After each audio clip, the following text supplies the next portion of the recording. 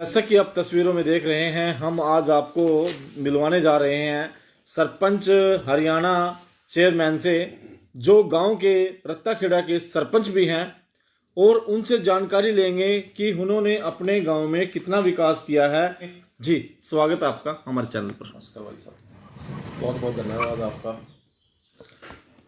हाँ जी भाई साहब, क्या कहना चाहेंगे, आपने अपने गांव में कितना विकास कराया? पहले तो अपने गांव से स्टार्ट करते हैं, फिर हम संसद की बात करेंगे। सर गांव में काफ़ी विकास हुआ। हमारे गांव में कुछ ढाणियों में जनता ना लगभग 60% के करीब जो आबादी है वो गांव के बाहर ढाणियों में बैठी हुई है, और वहाँ ढाणियों तक जो लगभग 1 से 1.5 किलोमीटर तक जो आबादी है वहाँ पानी पीने की कोई सुविधा नहीं थी, और वहाँ जहाँ वो बैठे हैं वहाँ पानी बहुत खारा है। इसलिए हमने सबसे पहले एक एक घर तक पीने का पानी पहुँचाया, और उसके बाद गांव में कई जगह जहाँ निकासी नहीं थी वो भी बनाई है। जो पुरानियाँ पहले बिल्डिंगें बनी हुई थी हमारी, उसके बाद किसी ने उसको संभाल नहीं की, चाहे आंगनवाड़ी है या कोई ग्राम सचिवालय है या जनचेतना कोई भी जनचेतना केंद्र है, उन सभी की रख रखाव आज वो देख के जाओगे ना आप ये महसूस नहीं होगा पहले बनी थी या नहीं बनी है। वो आपका सराहनीय कदम है, हमें देख लिया वो, तभी हमने सवाल किया आपसे। और कई रास्ते भी बने हैं, अभी बन रहे हैं, कि ये बना है एक गाँव में अभी चालू हो रहे हैं। हम बात करते हैं सांसद की। सांसद ने कितना योगदान दिया आपको विकास कार्य में? सांसद की तो जितनी तारीफ करे क्या, मैं हम जब भी गए किसी काम के लिए हमें कभी मना नहीं किया उन्होंने। कितना और पैसा दिया सांसद ने? लास्ट में जब उनके जाने से लगभग 1 मंथ पहले भी उन्होंने हमें दिया था लगभग एक शमशान घाट में शेड और इंटरलॉक और एक टैंकर तो चलो कुछ टाइम बाद उनका जो कार्यकाल ही समाप्त हो गया। दूसरा तो उसके एस्टिमेट भी बन के चले गए हैं, वो तो शायद 4 से लग रही है, इसके बाद वो तो पैसा जो उन्होंने मंजूर कर दिया वो तो आएगा ही। बात करते हैं ई टेंडरिंग की। ई टेंडरिंग से गांव का विकास रुका है या फिर तेजी से बढ़ा है? इस पर आप क्या कहना चाहेंगे? उससे विकास को तो कम गति से बढ़ता है, काफी फर्क पड़ता है, काफी फर्क पड़ा है। काफी बहुत ज्यादा फर्क। अब ईमानदार सरकार ठेकेदारों के ऊपर विश्वास करती है, लेकिन जो जनता के चुने हुए सरपंच होते हैं, छोटी सरकार होती है, उन पे विश्वास नहीं करती। इस पर आप क्या कहना चाहेंगे? सर जो काम अब मैं गांव में बैठा हूँ, जहाँ हम घर में जहाँ बैठे हैं, हमें उस ठेकेदार से उससे ज़्यादा हमें मालूम है कि हमारे गांव में किस आदमी को कहाँ ज़रूरत है, और हमें उस काम की आज ज़रूरत है। हम उसका टेंडर लगाएंगे, ठेकेदार कब आएगा? को एक रास्ता है पास हुए को लगभग उसको 7 महीने के करीब हुए, अब स्टार्टिंग किया है उसको, अभी वो कंप्लीट नहीं हुआ, तो टेंडर से कहा जो कर उसके बाद में मैंने अपना ये रास्ता बनाया, उसके बाद पास करवा के लगभग इसको 1 महीना होगा कंप्लीट हुए भी। कितना काम ई टेंडरिंग से आपके गांव में हुआ है अभी तक? ई टेंडरिंग से तो ज्यादा नहीं हुआ है, एक दो काम? हाँ, एक रास्ता ही जो एक रास्ता बना, हाँ, उस पर कितना खर्चा आया होगा? लगभग 29-30 लाख के करीब होगा। 29-30 लाख।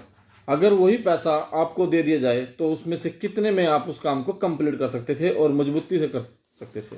हम उसी काम को ज्यादा नहीं तो 22-23 लाख में आराम से कर देते उस रास्ते को, वही रास्ता, और उससे बढ़िया बेहतर करते।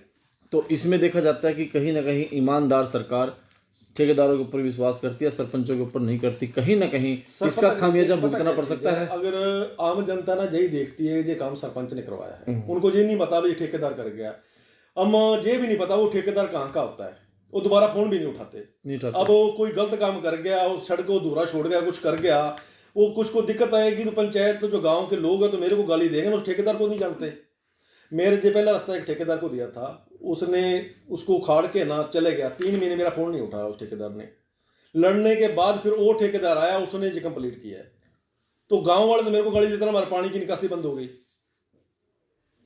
बहुत सारे फोन नहीं उठाता जनता का। बहुत सारे सरपंचों को यही समस्या है, ठेकेदार फोन उठाते, ठेकेदार बात नहीं करते, ठेकेदार घटिया मटेरियल लगाते हैं। लेकिन हम ये बात कहना चाहते हैं कि जैसे कि सरपंचों को जनता चुनती है और सरकार को भी जनता चुनती है, फिर ये सरकार ने ठेकेदारों के ऊपर विश्वास कैसे कर लिया, सरपंचों के ऊपर क्यों नहीं किया? क्या है मंशा? ये तो क्लियर है मनसा सरकार की, क्या मनसा वहाँ के जो नीचे उनके वर्कर हैं, जो लोग हैं, उनको क्या गाइड करते हैं ये तो हम नहीं जानते। लेकिन के बाद क्लियर है कि ठेकेदार से सरपंच बेहतर काम कर सकता है। दूसरा हम बात करते हैं, लेकिन ये तो क्लियर है सरकार की तरफ से किसी के साथ भेदभाव नहीं किया गया, चाहे कोई गरीब है, किसी का जो नौकरी लगा है आज भी बगैर खर्ची पर्ची के नौकरी लगते हैं। वो नहीं है कि वो बड़ा शाहूकार है जिसके पास पैसा है वही सरकार का काम करवाएगा। सराहनीय कदम, ये सरकार ने सही है। हमारे जो स्टाफ है ना, गाँव का स्टाफ बहुत बढ़िया है, लगभग जो सरकारी स्कूल में पढ़ाते हैं, आप तो ये तो समझते हैं कि प्राइवेट स्कूलों से जो पढ़े लिखे भी ज़्यादा होते हैं और स्टाफ तो बहुत बढ़िया है, और बीच में से कुछ स्टाफ की बहुत ज़्यादा कमी थी। अब 2-3 स्टाफ और भी है, लेकिन वो बहुत अच्छा पढ़ाते हैं बच्चों को।